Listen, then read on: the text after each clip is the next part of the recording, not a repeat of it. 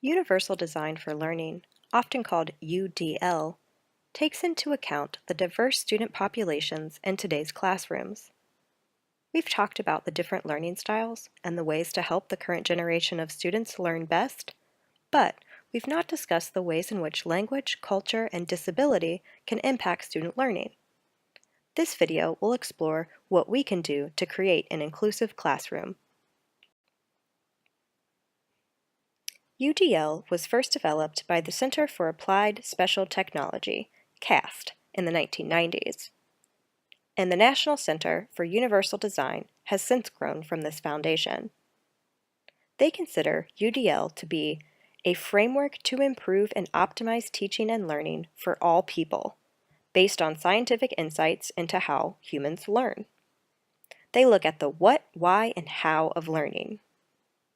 An examination of the affective network, the why students learn, has determined that engagement stimulates interest in content and motivation in learning.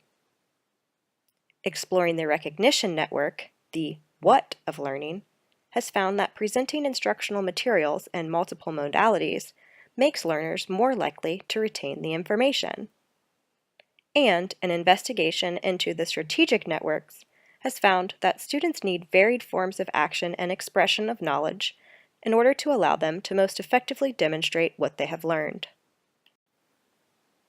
The Higher Education Opportunity Act of 2008 considers the term Universal Design for Learning to be a scientifically valid framework for guiding educational practice that A, provides flexibility in the ways information is presented, in the way students respond or demonstrate knowledge and skills, and in the way students are engaged. And B, it reduces barriers in instruction, provides appropriate accommodations, support, challenges, and maintains high achievement expectations for all students, including students with disabilities and students who are limited English proficient. When planning your courses, designing activities, and creating content, you should anticipate disabilities and varied learning styles and craft your lessons accordingly. Not only does this promote learning among all students, it can reduce the need for individual accommodations and help ensure that all students feel like a member of the learning community. Furthermore, designing an inclusive classroom from the outset will prevent you from having to modify your lessons at a later date should you gain a student needing accommodations. So, what does anticipatory accommodations look like? Well, visually speaking, it is making sure that you use images and illustrations that explain concepts, but not ones that distract. Don't include images just for the sake of including images, just like you don't assess just for the sake of assessing. You need to have your goals in mind. Make sure everything is moving education forward.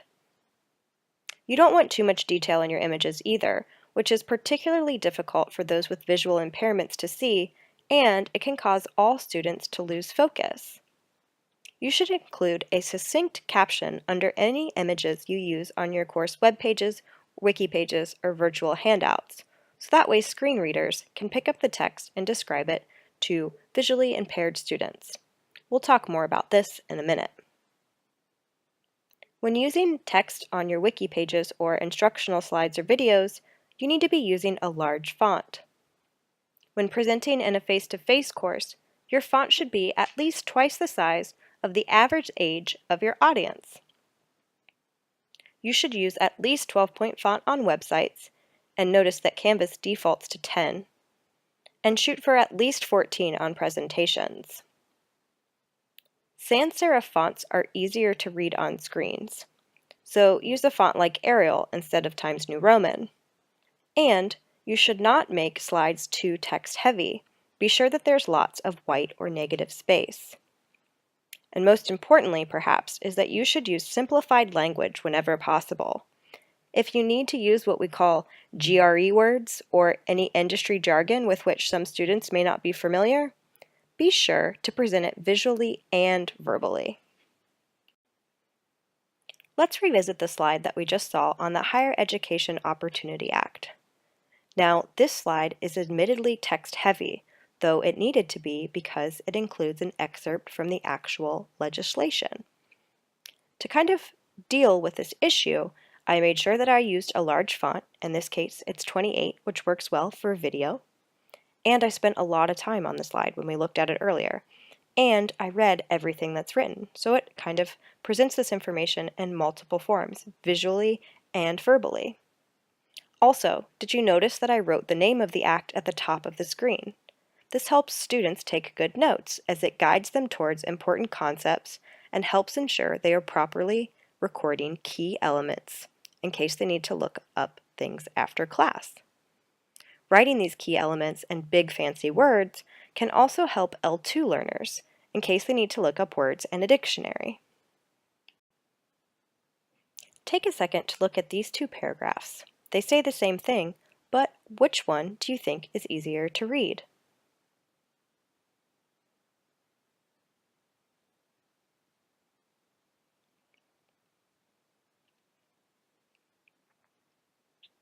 For paragraphs, black on white is easier to read than white on black.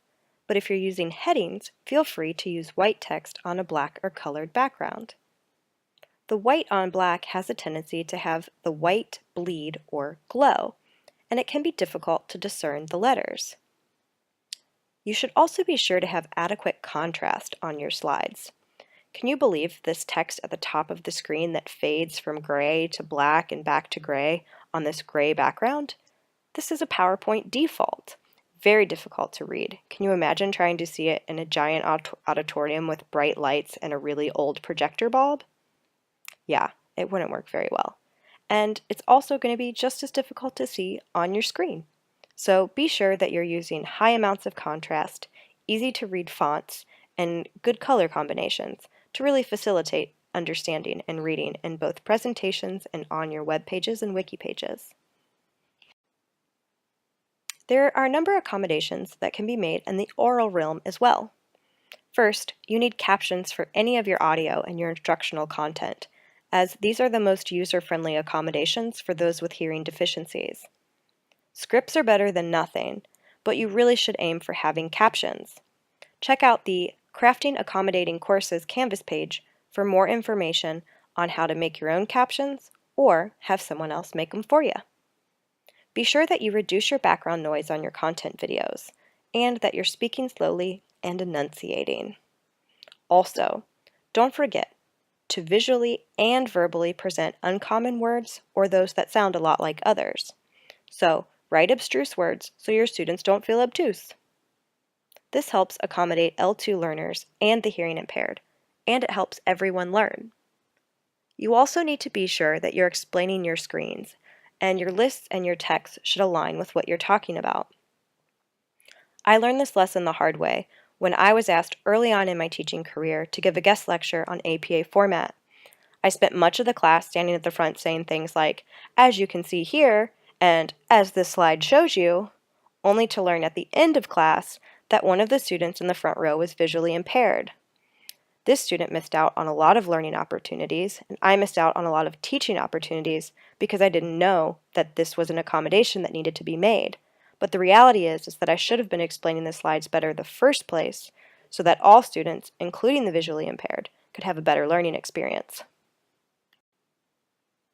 Screen readers allow on-screen text to be read out loud. They're supported by a technology called Optical Character Recognition, or OCR. Again, you need to caption any images on your web pages so that they'll be picked up by the screen readers and then described to the listener. The next two slides you'll see have images with captions that demonstrate how you might do this. Now, of course, your presentation slides don't need to have these captions because you'll have closed captions on the audio, but I wanted to demonstrate what succinct and effective captions might look like. You should also avoid using tables, as the OCR technology does not always navigate them properly. This is especially important when you're crafting your syllabus.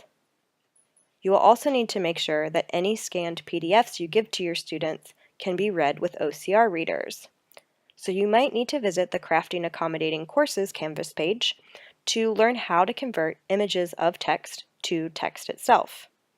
This functionality not only ensures that the visually impaired can access the content, but converting scanned text to digital text allows for keyword searches to be conducted, which can help guide students to key areas of content they need to revisit, or can help them make connections within related concepts.